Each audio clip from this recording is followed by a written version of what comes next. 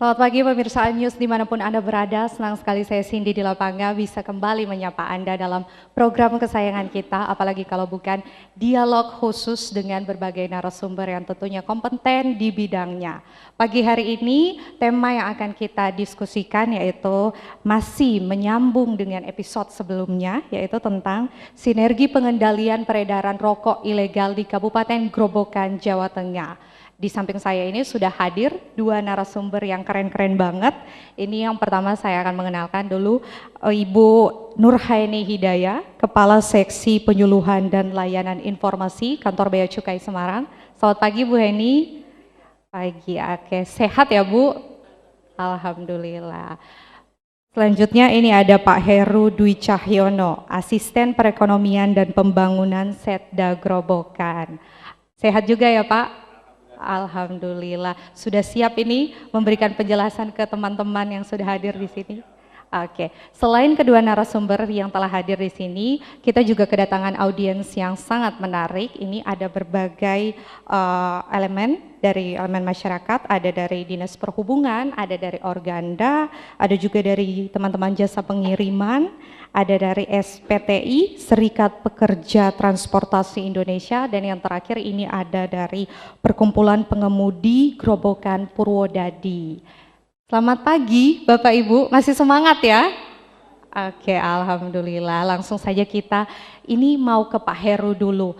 Hari ini talk show-nya menarik Pak Heru karena kita mengundang berbagai macam elemen masyarakat yang sudah saya sebutkan tadi. Ini maksud dari Pemkab Grobogan mengundang teman-teman dari berbagai elemen ini sebenarnya apa Pak? Terima kasih Mbak Cindy atas waktunya. Jadi kami mengundang rekan-rekan dari stakeholder terkait, tadi ada Organda, ada dari Dinas Perhubungan, terus ada perusahaan jasa ekspedisi, ada SPTI, ada Perkumpulan Pengemudi Purwodadi, dan mungkin ada beberapa yang tidak bisa saya sebut. Itu dalam rangka untuk membantu melakukan pemberantasan barang kena cukai. Nah, caranya gimana? Oh, ikut-ikut memberantas ya, bukan berarti jenengan saat ketemu barang kena cukai atau rokok polos langsung ikut diberantas, ikut dihilang, ikut dirampas atau dimusnahkan di tempat. Ya bukan seperti itu Mbak, nanti malah bisa dikenakan pidana nanti kan. Betul. Ya jadi bukan berarti seperti itu, tapi harapan kita karena Bapak Ibu semua adalah garda terdepan dalam perusahaan ekspedisi, Transportasi ada, ya. transportasi, ekspedisi, pengiriman barang-barang. Jadi pada saat ada satu paket yang mencurigakan atau disuruh mengirim misalnya dari mana, kebetulan disuruh ngirim ke luar daerah pakai truk misalnya, ini kan pasti kalau tembakau atau rokok kan bau-baunya kan udah kecium ya itu udah ya. bisa diidentifikasi ya Pak. Apalagi dibungkus yang rapi banget, tidak boleh dibuka, itu kan patut dicurigai. Nah dari situ harapan kita dari teman-teman bisa menginformasikan ke kami. Jadi ini ada, apalagi kita sudah tahu bahwa itu ada rokok polos misalnya. Tolong itu nanti diinformasikan, bisa ke Ditjen Bea Cukai atau ke kami atau ke kepolisian. Nanti dari laporan itu kita akan menindaklanjuti untuk melakukan penertiban dan penegakan hukum. Ya, karena memang yang dilakukan itu merugikan negara. Harusnya rokok itu dikenakan pungutan itu masuk ke pendapatan negara, dan itu nanti untuk aktivitas atau untuk membiayai program pembangunan nasional, sebagian juga nanti diberikan ke petani. Dan dengan adanya rokok ilegal itu kan akhirnya kerugian negara yang timbul. Makanya butuh kerjasama kita semua yang di lapangan, khususnya walaupun kami juga melakukan rahasia-rahasia pastinya, tapi kan pasti kita ada keterbatasan. Biasanya kucing-kucingannya kan mereka lebih paham saat ada operasi, mereka bagaimana menyembunyikan barangnya, kan gitu Mbak. Tapi kalau lewat jasa transportasi, jasa ekspedisi, itu kan langsung ketemu secara face to face.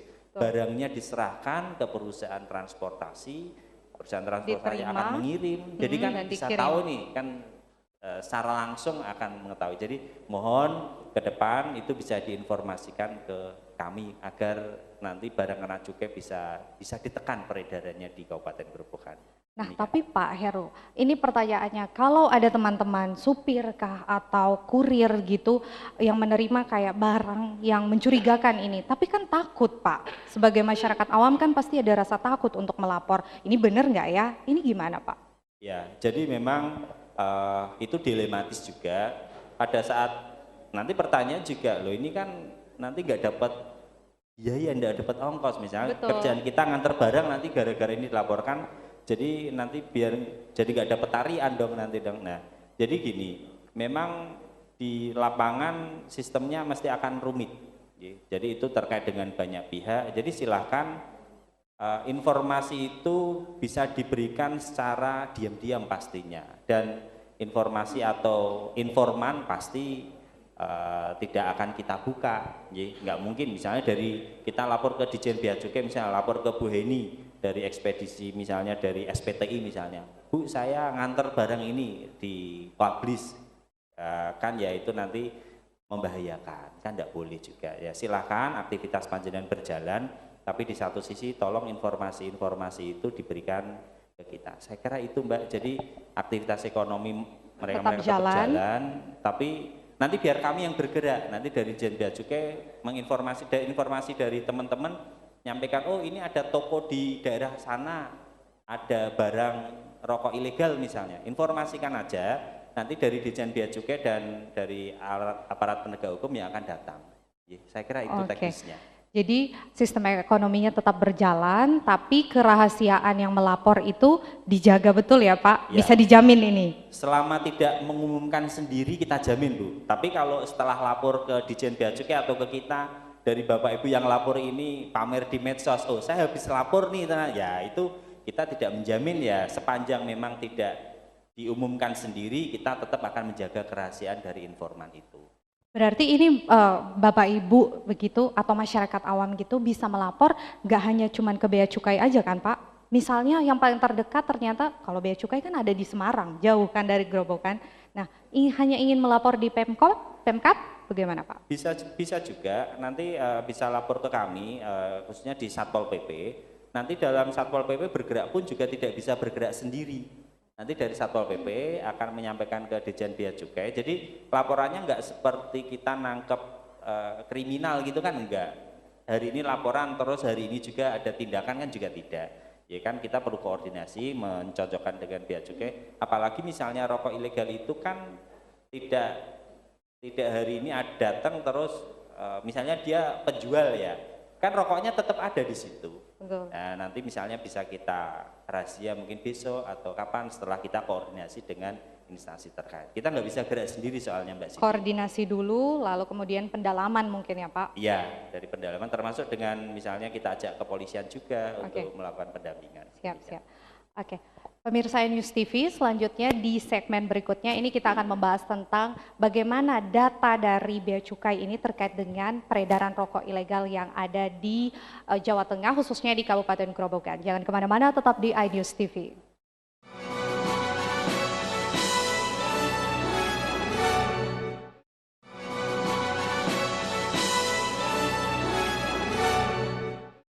Anda masih di Dialog Khusus Sinergi Penindakan Peredaran Rokok Ilegal di Kabupaten Grobogan. Tadi kita di segmen sebelumnya membahas soal bagaimana peran dari teman-teman penyedia transportasi ini untuk melaporkan jika ada rokok ilegal yang ditemukan pada saat di lapangan. Nah, kalau kita bicara soal Bea Cukai ini Bu Heni, ini kalau dari Bea Cukai sendiri data soal peredaran rokok ilegal ini seperti apa sebenarnya Bu di 2021 ataupun di 2022 ini? Terima kasih. Kalau terkait data peredaran rokok ilegal dari tahun 2000 sebenarnya sebelum pandemi itu data peredaran rokok ilegal yang sudah dilakukan survei oleh UGM dan UI itu prosentasenya turun jauh dari sekitar 9%. Sebelum pandemi itu sempat turun jadi 4,3%. Nah, setelah pandemi itu memang belum kami lakukan survei lagi yang menggandeng instansi yang independen gitu nggih.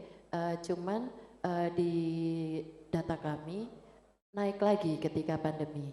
Nah, apakah itu karena perekonomian masyarakat yang terpuruk ya, sementara kebutuhan rokok tetap jalan, mungkin itu. Tapi berjalannya waktu dengan adanya pengawasan yang semakin intens, itu berbanding terbalik ya. Ketika pengawasan intens, peredaran rokok ilegal pun semakin menurun.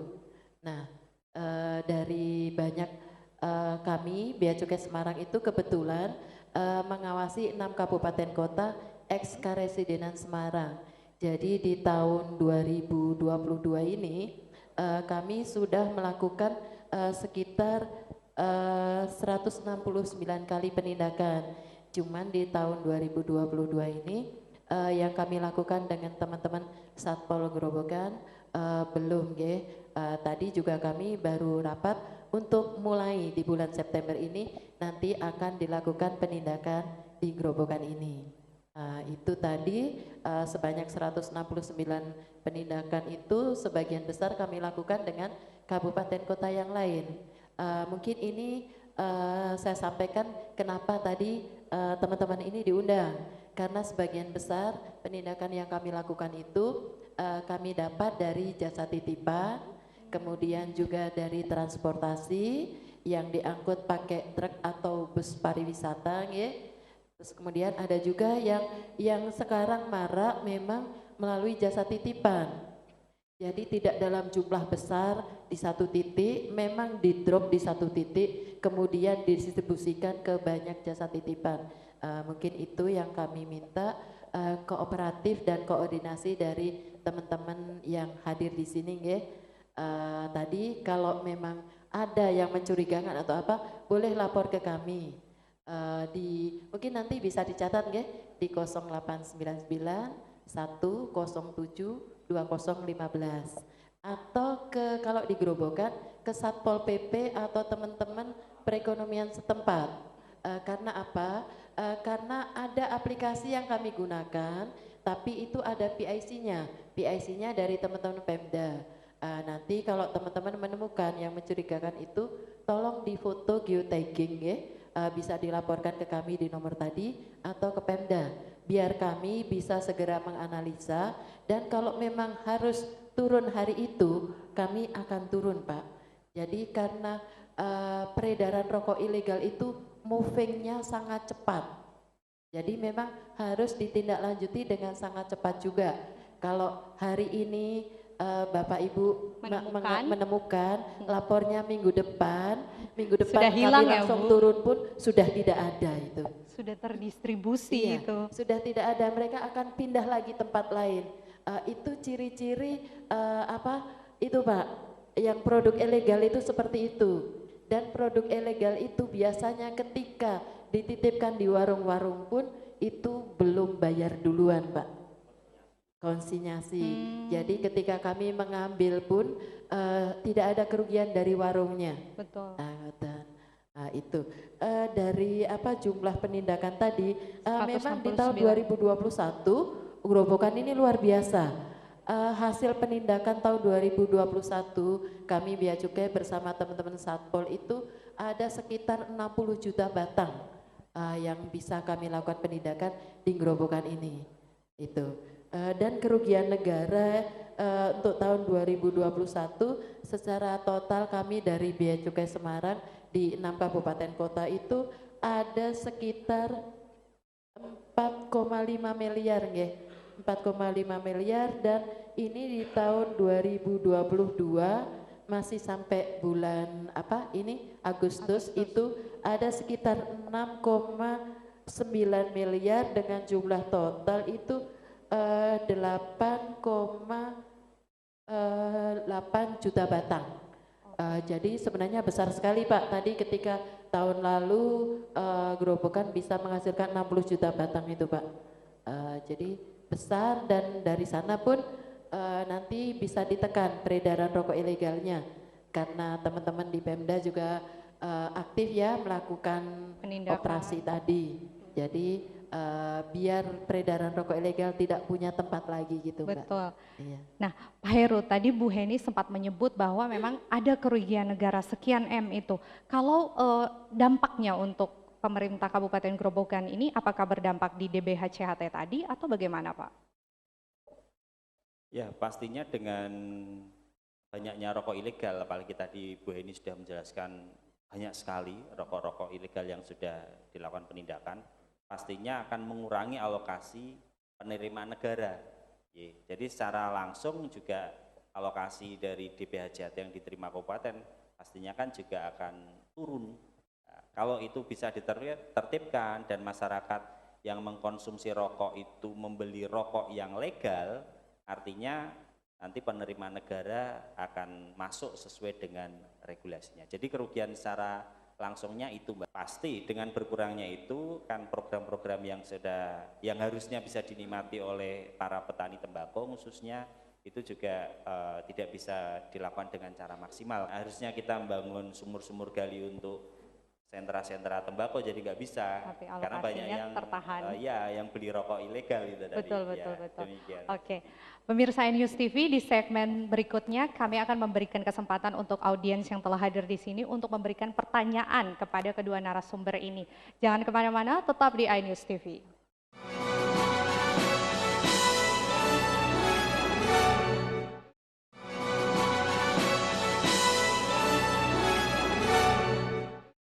Anda masih di dialog khusus sinergi pengendalian peredaran rokok ilegal di Kabupaten Grobogan.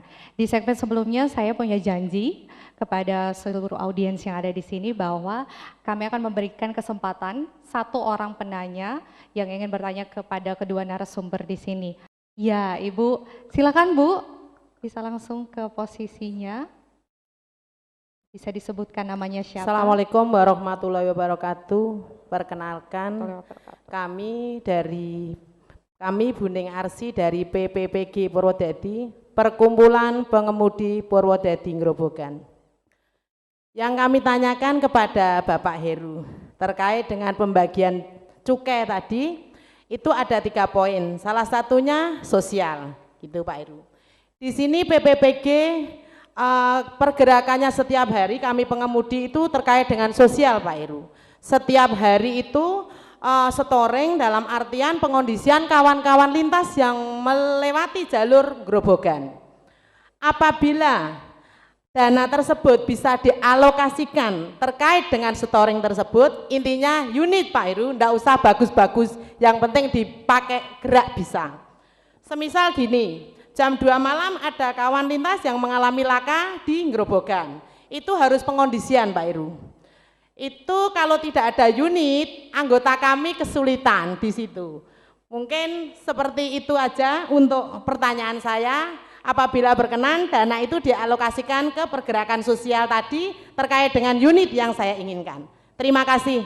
Wassalamualaikum warahmatullahi wabarakatuh. Waalaikumsalam warahmatullahi wabarakatuh. Terima kasih Bu Ning. Ini langsung ke Pak Heru soal apakah boleh dana bagi cukai hasil tembakau tadi dialokasikan ke seperti kegiatan sosial yang disebutkan Bu Ning tadi. Silahkan Pak Heru. Terima kasih Mbak Ning, luar biasa pertanyaannya. Saya pengennya seperti itu Mbak Ning ya. Saya pengennya seperti itu karena teman-teman dari Perkumpulan Pengemudi Purwodadi Grobogan, saya yakin stakeholdernya, ekosistemnya atau jaringannya sangat banyak di mana-mana, apalagi namanya pengemudi truk itu kan tidak mengenal waktu Mbak. Malam itu kan ya masih gerak. Tadi ada usul, bagaimana kalau ada unit untuk pergerakan sosial, kalau ada teman-teman yang sedang mengalami masalah di jalan. Harapan saya memang itu boleh, cuman ini Bu tadi sempat saya sampaikan di PMK 215 2021 bidang yang bisa dibiayai kita terbatas. Jadi nanti itu juga salah satu usul kita Mbak Cindy dan Mbak Ning ke Bu Heni agar porsi atau alokasi pembagian cukai, dana bagian cukai itu bisa lebih fleksibel lagi. Sama dengan yang saya sampaikan tadi Bu Ning, kita bisa untuk membiayai hal-hal yang terkait baik secara langsung maupun tidak langsung. Kalau bermitra dengan perkumpulan pengemudi, tadi kan mungkin secara tidak langsung nanti kita bisa mendapatkan feedback, bantuan dalam bentuk informasi. Oh ini ada pengiriman cukai, pengiriman rokok dari daerah ini mau ke sini lah. Itu kan salah satu bentuk informasi secara langsung, dan feedbacknya kita harus membantu juga dalam menyediakan bantuan sosial tadi. Kalau saya sih yes Bu, cuman itu tadi. Nah ini nanti dari Bu Heni bisa memberikan aspirasi dari rekan-rekan ke pemerintah atau ke pimpinan di Kementerian Keuangan. Ya, saya kira itu Mbak Cindy, terima kasih. Silakan Bu Heni ingin menanggapi pertanyaan atau usulan dari Bu Ning. Kira-kira kenapa Bu nggak bisa dialokasikan untuk itu? Begini ya, sebenarnya dana bagi hasil cukai hasil tembakau itu fungsi utamanya itu untuk eksternalitas negatif. Jadi dampak negatif yang timbul dengan adanya rokok tersebut. Dampak negatif yang timbul itu kan bisa dari sisi kesehatan, bisa dari sisi ketertiban, ya. Kemudian juga untuk menekan peredaran rokok ilegal. Itu sebenarnya fungsi utama dana bagi hasil cukai hasil tembakau. Nah, kemudian karena memang dana bagi hasil cukai hasil tembakau itu secara peruntukannya itu earmarkingnya bisa berubah setiap tahun. Seperti tahun 2020 ya Pak, di PMK 07 itu dana bagi hasil cukai hasil tembakau itu bisa untuk mendanai UMKM. Nah, pelatihan-pelatihan UMKM bisa didanai.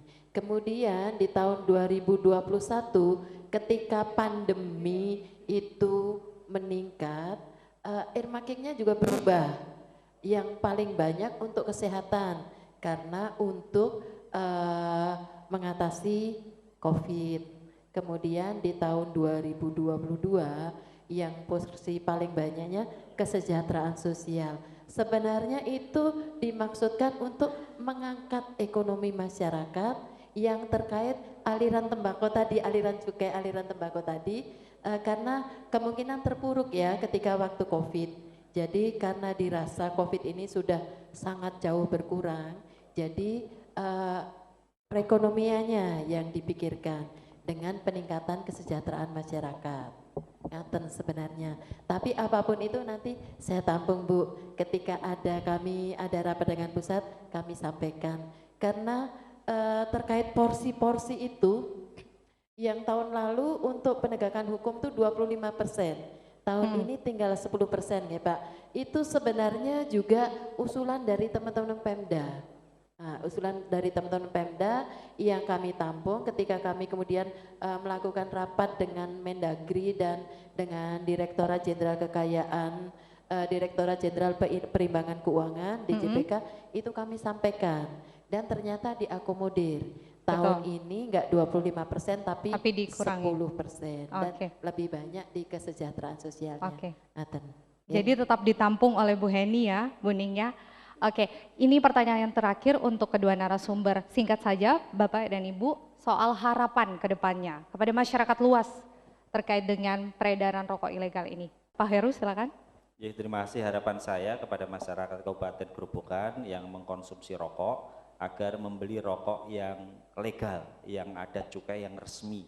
Jadi itu nanti akan memberikan kontribusi kepada negara dan juga kepada masyarakat Grobogan yang punya usaha toko kelontong, ada warung-warung, ada kios dan seterusnya di desa-desa dan dimanapun berada, agar tidak menerima titipan rokok polos, rokok ilegal dari siapapun dan kapanpun juga. Dengan itu harapannya pola penjualan dari rokok ilegal nanti akan terputus karena memang kuncinya ada di toko Bapak Ibu semuanya. Ya, saya kira itu Mbak Cindy. Siap. Selanjutnya Bu. Terima kasih untuk teman-teman yang hadir di sini nggih, sama pemirsa sekalian. Mungkin harapan kami ketika Bapak Ibu itu mengetahui atau curiga, ada yang mencurigakan atau patut dicurigai, monggo dilaporkan ke kami dan kami harapkan dengan peran serta seluruh lapisan masyarakat, peredaran rokok ilegal bisa ditekan. Jadi seperti waktu Covid kemarin itu kan Pak Gub minta jogo tonggo nggih. Nah, ini kami dari Bea Cukai juga minta untuk peduli di sekitarnya biar daerah Bapak Ibu tidak jadi tempat untuk memproduksi barang kena cukai ilegal maupun peredaran rokok ilegal. Ngaten. Baik, terima kasih Bu Heni, terima kasih Pak Heru penjelasannya. Semoga harapan dari Bu Heni dan Pak Heru ini bisa lebih cepat direalisasikan ya, dan masyarakat juga bisa berperan aktif. Tidak terasa pemirsa News TV, kita sudah di penghujung acara dalam dialog khusus sinergi pengendalian peredaran rokok ilegal di Kabupaten Grobogan, Jawa Tengah ini. Semoga apa yang telah disampaikan bisa bermanfaat untuk masyarakat luas. Akhir kata, saya Cindy di Lapanga, mewakili kerabat kerja yang bertugas, pamit undur diri. Sampai jumpa di episode selanjutnya.